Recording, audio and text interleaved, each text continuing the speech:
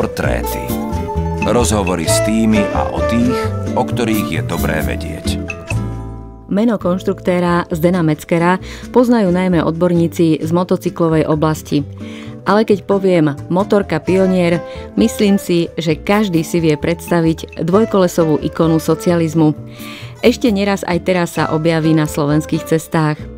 Celkové Pionierov v považských strojárniach vyrobili viac ako 1 700 000. A tak je na Slovensku málo takých, ktorí konštruktérskú prácu Zdena Metzgera nepoznajú.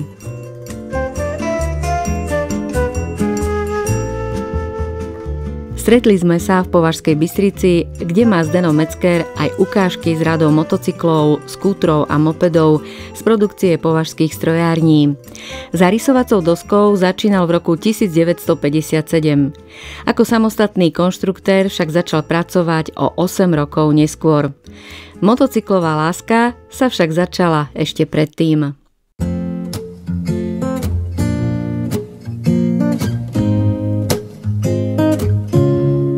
Do sveta motorov na 2 kolesách vás pozýva a príjemné počúvanie želá Janka Grajciarová.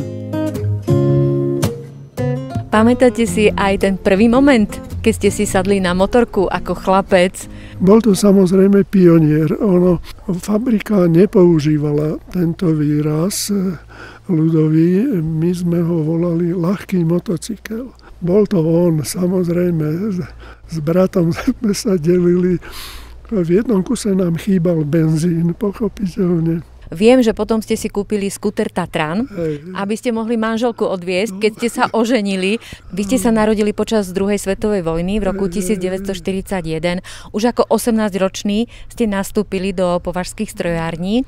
No a potom ten Tatran, na ktorom ste chceli odviesť manželku, to bolo v ktorom roku? Viete čo, v 64. som začínal na vývoji motocyklov a v 65. sme si kúpili, stal 6500 československých korún. Nebolo to až tak strašne veľa a poslúžil práve takýmto mladým ako také automobil chudobnejším, ale dalo sa tam aj schovať, keď pršalo, za tým plexisklom ochranu mal dobre, ale pre dvoch už to bolo len tak. Manželku som si našiel v Považskej Bystrici, ale pochádza z Kysuckej Turzovky.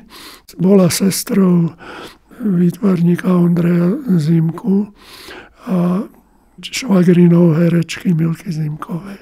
Ja som prežil 60 rokov s absolventkou Žilinského konzervatória, takže skôr to bol vzťah k hudbe aj k rádiu, ako je vaše. To si myslím, že veľa znamenalo pre mňa. Na babete sa asi nedala počúvať hudba, na motocykli, v aute už áno, ale vy ste aj milovník hudby, počúvate stále? Určite s manželkou sme absolvovali kopu krásnych koncertov vďaka tejto modernej technike, kedy smart televízory, nie len počítače, ale smart televízory umožnia neskutočne krásne zážitky v koncertoch. Som rád, že som sa dožil týchto časov. Takže krásny život, krásna staroba.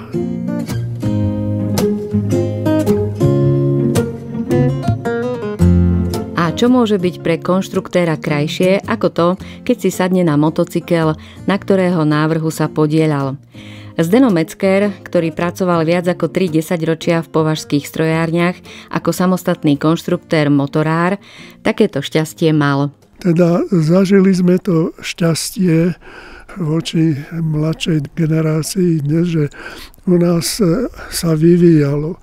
Teda od toho návrhu prvej čiary na výkrese až pod to vozidielko, ktoré vám zavrčalo pod zadkom, tak celý tento proces sme museli absolvovať. Môžem vám povedať, že je to nesmierne príjemný pocit, keď to skutočne sa podarilo a boli všetci spokojní.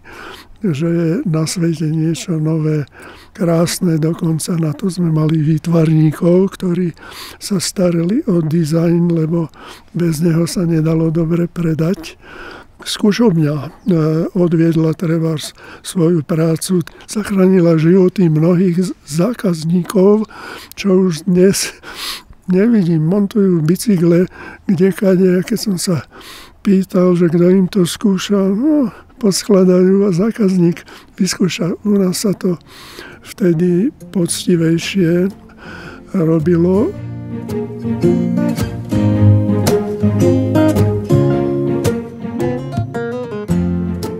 Nahliadnúť do duše konštruktéra, tak to je najlepšie pri motocykloch, pri zbierke, ktorú má pán Zdeno Metzger rovno pri dome. Ja som produktívnu časť života strávil na vývoji motocyklov, respektíve motorových vozidiel a to bolo 35 rokov. To už niečo zanechalo. Aj po odchode do dôchodku ste pokračovali ďalej. To znamená, že to bola taká vaša srdcovka. Tých 35 rokov bolo významných. Určite a nepamätám si, že by niekto zbieral sústruhy, brúsky alebo nebodaj farebné profily hutnej výroby, ale motocykle zbiera skoro každý, alebo ich využíval. Tá naša generácia v tom čase nebola veľa na výber. Tu bol ten Pionier, na ktorom ste mohli odviesť frajerku na schôdzku. Sme mali aj ľahšiu prácu, konštruktéri, tá konkurencia na trhu prakticky nebola žiadna. Motocykle to je naozaj fenomén tu v okrese Považská Bystrica, lebo už ako som prichádzala, tak cez dediny ľudia ešte jazdia na takých tých starších motocykloch.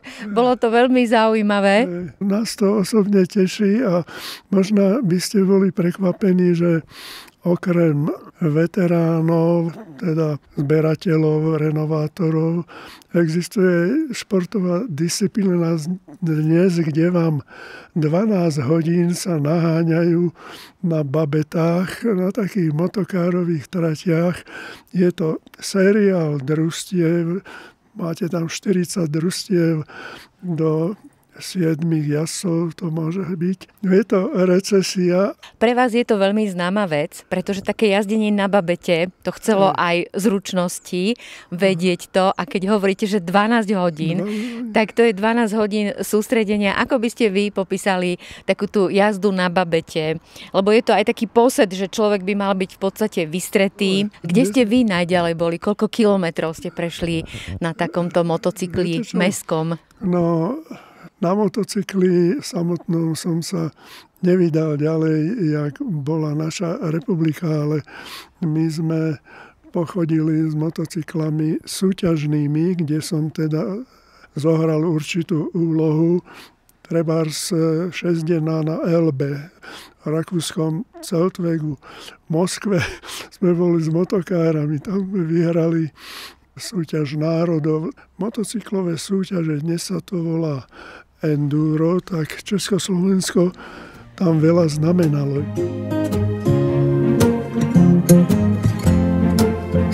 Skúter to je už niečo iné ako motorka, lebo už má takú podlahu a nie je tam ten pedál na šliapnutie. Považsko-bystrický skúter Tatran aj Manet ten pedál nemal.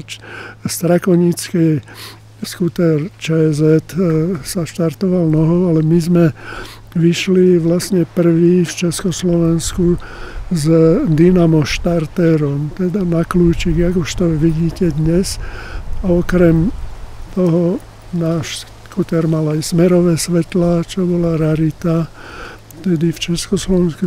Elektrotechnické oddelenie naše bolo veľmi silné a inovovalo tieto naše motory a vozidlá, a to sme považovali teda za plus na trhu s motocyklami u nás aj vonku.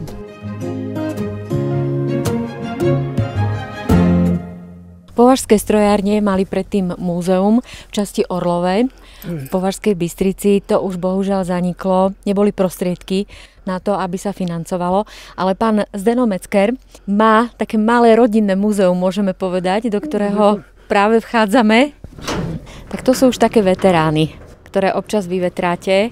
Jeden z prvých mopedov pre holandského zákazníka typ 228 na veľkých kolesách.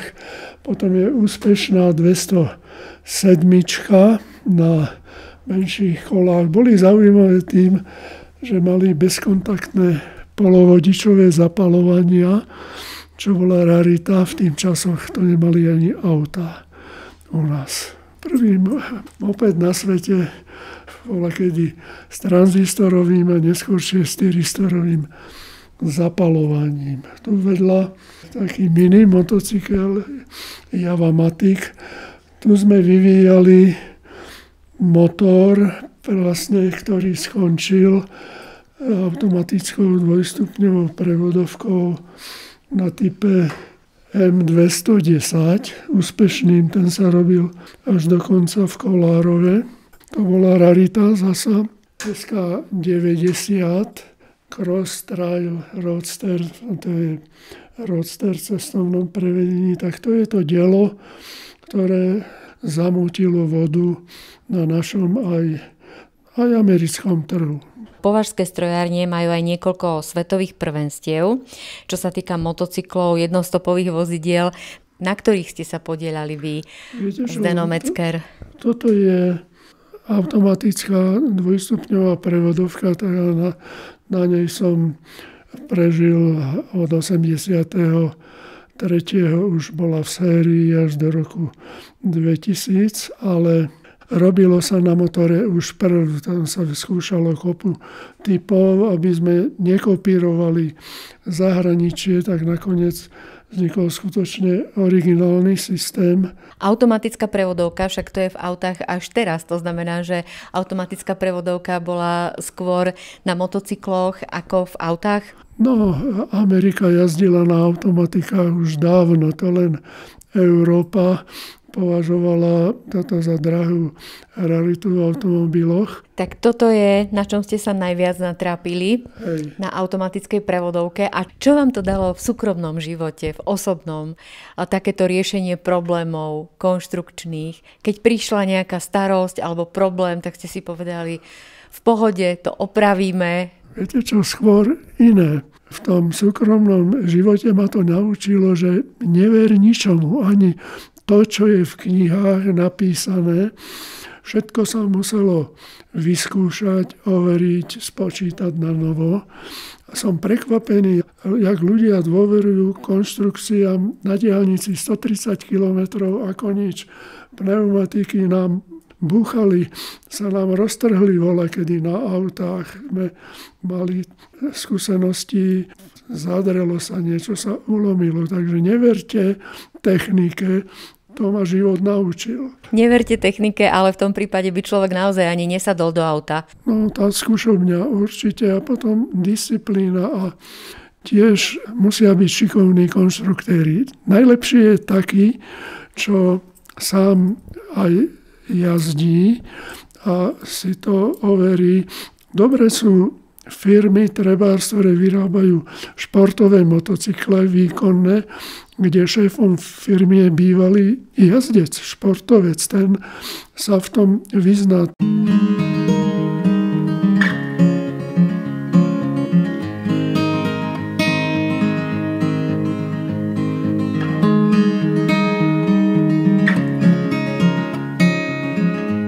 Moment obratu v jeho živote bol aj vtedy, keď konštruktérovi Zdenovi Metzgerovi zapojili internet. Dozvedel sa o výrobe motocyklov, skútrov a mopedov v považských strojárniach, na ktorej sa 35 rokov podieľal, veľa dezinformácií. To bola motivácia, aby začal písať podrobne o typoch motorových vozidiel považských strojární a Kolárova.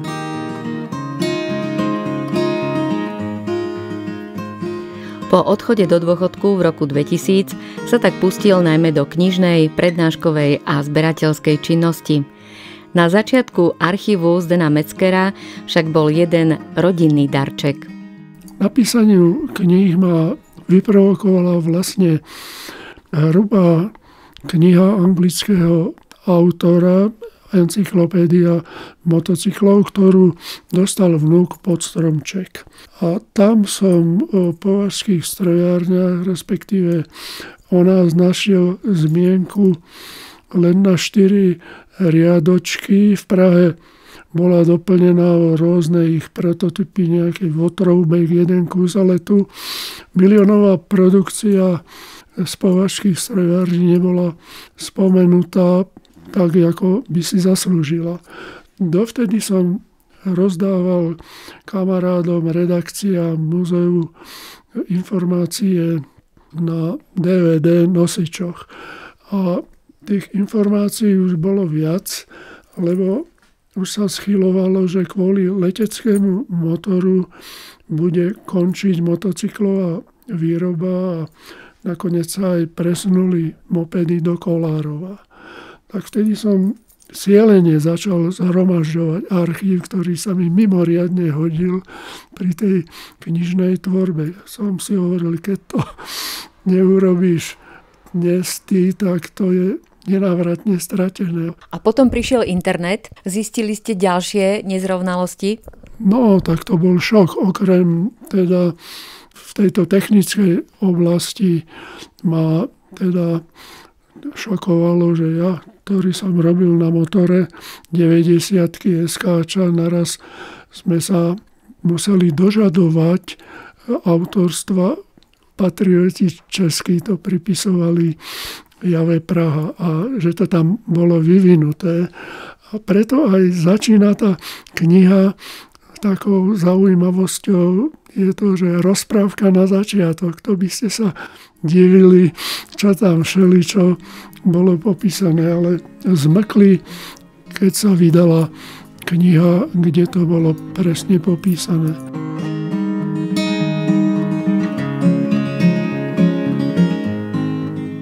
Zatiaľ sme von, u vás v záhrade, ale prechádzame k vašim motocyklom. Tak vy, keď ste išli na dôchodok, tak ste si povedali, že urobíte si takú malú zbierku, ale zistili ste, že vlastne sa to nedá, že to nie je možné. Ale napísali ste knihy, ktoré zaznamenávajú celú históriu výroby motocyklov v považských strojárniach.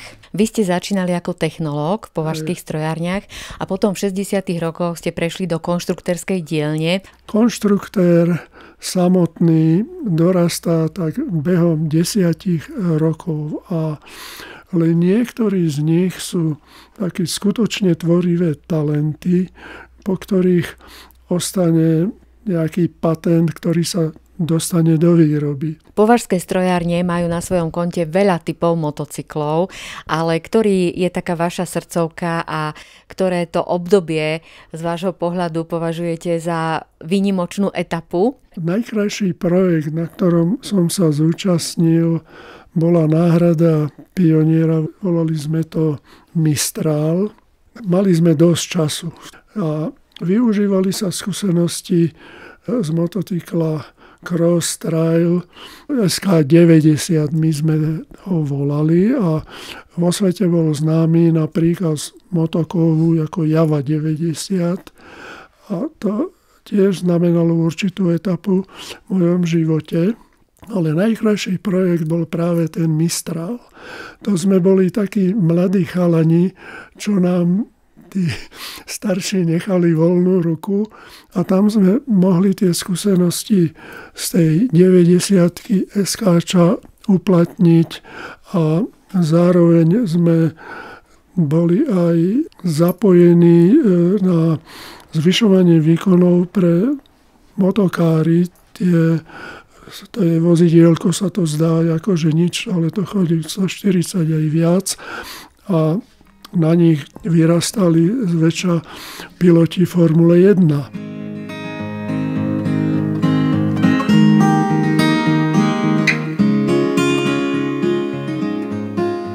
Pre vás, ako pre konštruktéra, bolo určite najkrajšie to, keď sa z výkresu ten motocykel dostal do reality. A skúste mi popísať váš patent na spojke. O čo išlo? Ako ste vylepšili tú spojku? To bola spojka s tanierovou pružinou a ja som tam navrhol náhradu vonkajšieho koša pomocou 3 zalisovaných kolíkov. To bolo jedna vec, teda veľmi lacné pre sériovú výrobu. A ešte u dobre vypínanej spojky je taký nepríjemný jav, že vám nechcú zapadnúť ozubené kolieska do seba, teda tie spojky v ozubených kolesách, lebo ich nemá čo natočiť, keď nohou sa to snažíte zaradiť. Takže vo svete sa používajú také všelijaké systémy, pružinky brzdia lamely, tak aby spojka nevypínala úplne dokonale. Tak existuje tam sila, ktorá natočí tie kolieska a zapadnú kolíky do otvorov. Tu som vymyslel nevyvážené lamely, ktoré boli excentricky tlačené na bok, takže brzdené teda pri tom pohybe, len museli sa montovať tak, aby boli aspoň staticky vyvážené proti sebe. A účinok sa otáčkami zvyšoval. Tak to bolo také jednoduché. V tom čase prislúchala autorovi za takýto patent aj odmena? No, prislúchala, ale musel sa dostať do sériovej výroby. A vám sa to stalo? Ale áno, to bol moped, tam bola malá prášková remenica. Bol problém s ozubeným remeňom. Ten trpel pri prevádzke a dobre mu bolo, keď ho troška primazávalo niečo pri prevádzke. Nie je veľa, lebo tam zase bola spojka suchá, to bolo veľké nebezpečie. Tak to primazávanie som mal patentované znútra od klukového hriadela takými otvormi počas prevádzky. Bolo za to 10 000 korún v tom čase, tak som riešil otázku fotoaparátu. Som si kúpil praktiku. Tak to je také pekné spomienky.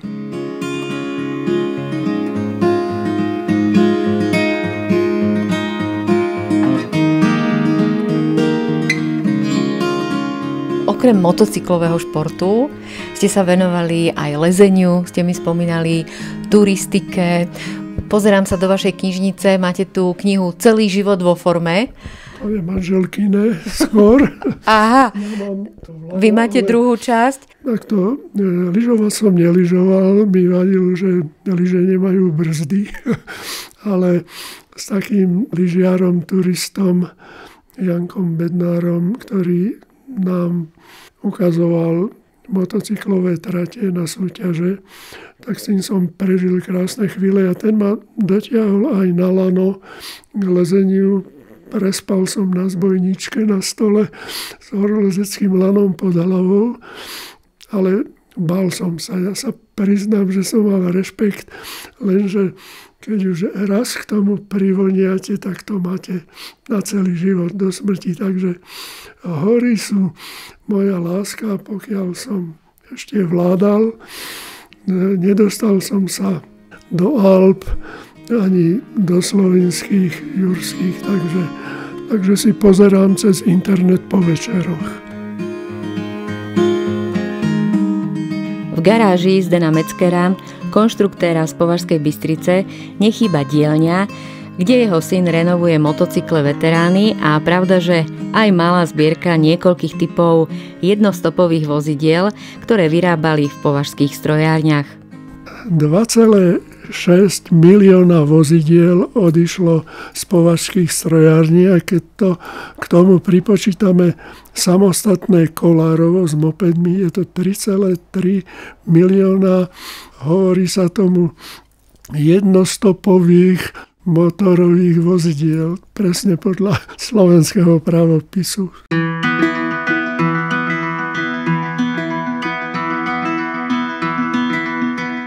Váš syn pokračuje vo vašich šľapajách a dokonca aj váš vnuk? No, s vnukom, ten nám robí radosť. Aktívny je zakladajúcim členom veterán klubu Manín a teraz aj nášho klubu priateľov považsko-bystrických motocyklov. A ten dokázal to, čo detko napísal v rukopise a z ten fotografického materiálu spraviť podklad pre tlačiareň, grafiku a všetko. A aj finančne to zariadiť, aby sa to dalo vytlačiť. Takže dnes je to 7 kníh plus 2 rozšírené dotlače, lebo niektoré sú už žiadané a nedostupné, čo ma teší. No tak toto, no komu sa to môže podariť, takýto vnuk. Syn sa s vnukom realizujú aj pri automobiloch. To sú veteráni zasa. A tu je môj veterán Wartburg, čo som prežil. Vlastne moje jediné auto. Ostatné, čo mám teraz len požičané, tak je vzácny tým, že má odsúvacú strechu, tak ho máme tu uloženého ako veterána na vhodné príležitosti.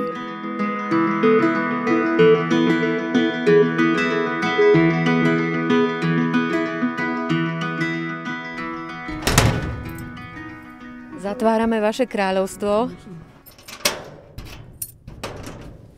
Z vášho pohľadu v živote, čo je dôležité? No, byť užitočný, snáď každému neškodiť, urobiť radosť.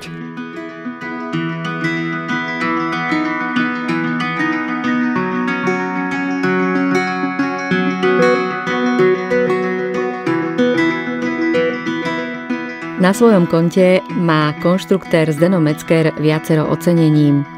Za všetky spomeniem cenu Osobnosť mesta Považská Bystrica, za dokumentovanie histórie výroby motocyklov a za šírenie dobrého mena mesta doma aj v zahraničí.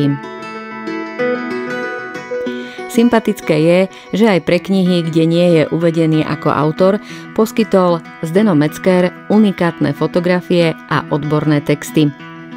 Históriu výroby motocyklov v považských strojárniach si tak zatiaľ nemôžeme pozrieť, ale vďaka konštruktérovi Zdenovi Metzgerovi ju môžeme prelistovať.